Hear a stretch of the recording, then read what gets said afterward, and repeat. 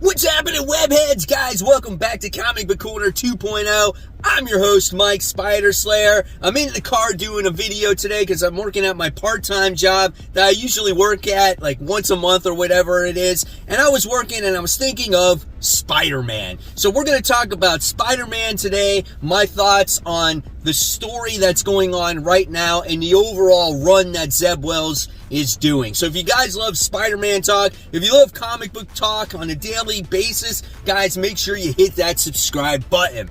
Alright, so here we go. Let's talk a little bit about what's going on in Spider-Man in general, okay? So we had Zeb Wells' run here. We had 27 issues of Paul. We had Mary Jane on where she was. Why do people hate Peter Parker? It was just dragged on for a long time. And people are considering this possibly the worst Spider-Man run ever written by a person, right? And I said that too after getting done with this whole Paul situation. Paul just keeps coming to my mind because the dude pissed me off, and these little kids, right? But now that that's done and that's over with, I was like, okay, can Zeb Wells bounce back and tell a solid Spider-Man story? And I've been thinking, okay, let's think about all the stuff that he's done with Spider-Man so far. Forget about Paul, forget about Mary Jane, forget about the stupid kids. Look at the characters, right? And it all started with Spider-Man obviously working with Norman Osborn. Even though Norman Osborn is like reformed, he's got all his sins cleansed or whatever it is, it's just weird for him to work with Norman to begin with. But there's an overall agenda here, I feel, when it comes to Zeb Wells with Norman and Peter Parker, and possibly the Green Goblin coming back if you read this actual issue, right? But you go in and you look at Spider-Man's costume. Obviously, we had to have the costume change. So his costume changed right away, right? And then you look at Norman Osborn. He's a gold goblin, so that's completely changed as well. You also look at Dr. Octopus, who's got these new weird arms where he has these octopus arms, but they're like octobots now, and they're all these own little creatures that, like, I don't know, do his bidding. And then he's got his old arms that somehow has some kind of weird entity of itself, like it has its own personality, which I totally don't get, right? So there's so many like changes, like every single character has gone through its change. And I didn't even get a chance to talk about Mary Jane, who's gonna technically be the new Jackpot, so that's a whole other change in itself. So every single character is basically changing in Zeb Wells' run. Now we also get the introduction to Rex Rap, which is Parker spelled backwards, and it looks like he will be making future appearances because Zeb Wells made it a thing to make sure to know that he's still going to be relevant in Spider-Man comic books because he got one page dedicated to him, and he supports animals. So he's going to make sure that no dogs and cats and stuff like that are going to be imprisoned in cages. He's a goofy character. I'm not going to lie. I kind of like him. So with that being said, everything is so unrecognizable to what I have known and loved over the years of Spider-Man, right? However, what we just been getting, I feel is more enjoyable than the whole, Raven thing and the Paul situation and Peter being pissed off all the time. I feel like that this story arc is better, and I tell you why. I'm okay with Dr. Octopus getting an upgrade, right? He's had the same octopus arms for forever, so he's finally changed the technology. That's okay. The one goofy thing is the stupid arms, his old arms, having some kind of intelligence that lives on its own. I don't necessarily agree with that. Also, based off of this issue, it looks like they attach themselves to Spider-Man, and now Spider-Man has red arms, and he's like Spider Octopus. That's kind of weird, too.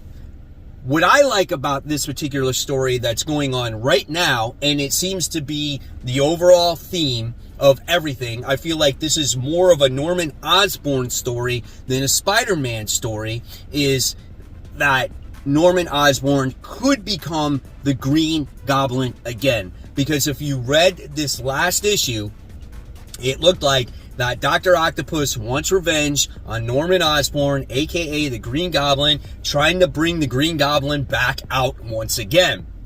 And so we get to see a battle between Gold Goblin, Dr. Octopus clearly winning, Norman Osborn holding back. He doesn't want to fight him. He's trying to reason with him.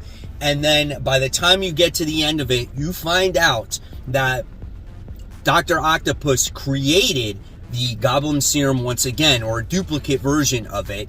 And it looks like he's injecting it into his bicep, and Norman is pleading, no, don't do this. And so if things hold out right, I am hoping that Norman Osborn becomes the Green Goblin again.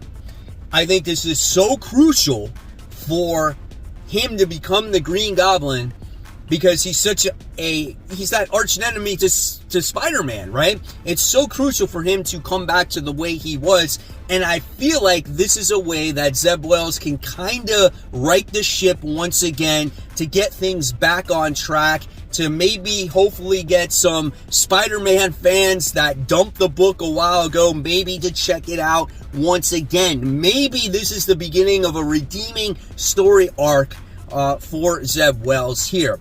I'm not gonna lie, I had fun with this issue. Has its problems, it's not the best, but it was entertaining and it left for a wonderful cliffhanger. This is probably one of the best issues I've read in quite some time when it comes to the character.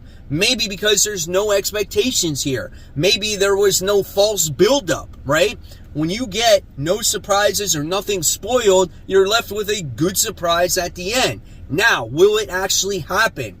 I don't know. Does Spider-Man break up the fight and then Norman stays Gold Goblin? I hope not, because I feel it's time for Norman Osborn to become the Green Goblin again. I think this book is not bad at the moment. Let's hope it continues to be on the right track. I had fun. And you know what makes it even better? The Ed McGuinness artwork. It's like when John Romita Jr. was done writing the whole storyline when it came to, you know, Paul and the kids and Mary Jane and stuff like that, and we got the beginning of this new story arc. You got that Ed McGuinness artwork. So you got a new story arc, you got a new artist, or a returning artist, but he fills in, and it felt like just a fresh start.